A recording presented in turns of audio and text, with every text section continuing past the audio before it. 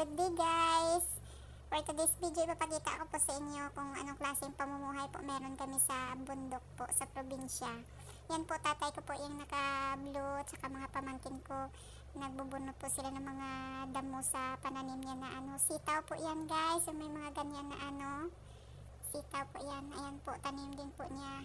Lemongrass, kalabasa, tsaka marami siyang tanim guys.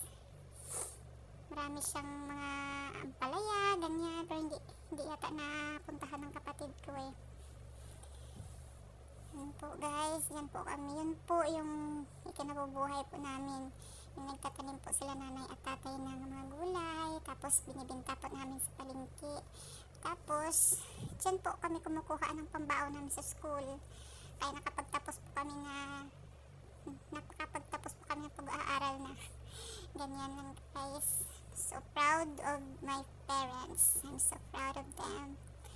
Guys, so bahay po namin. Ay, nakakamiss po yung bahay namin. Yung sa pinakatuktok, nakita niyo po yun. Marami pa kami pananim guys. May mga mais po kami. Ayan po, yung palayan po namin. Restart na sila magtrabaho kasi umuulan na. Magkatanim na sila ng palay. Yan po.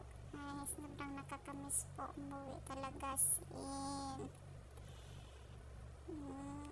Sarap sa bundok mamuhay guys. Hindi mo po problemahin yung mga pang-ulam at saka pang araw-araw mo na Pera lang talaga kulang. Thanks for watching.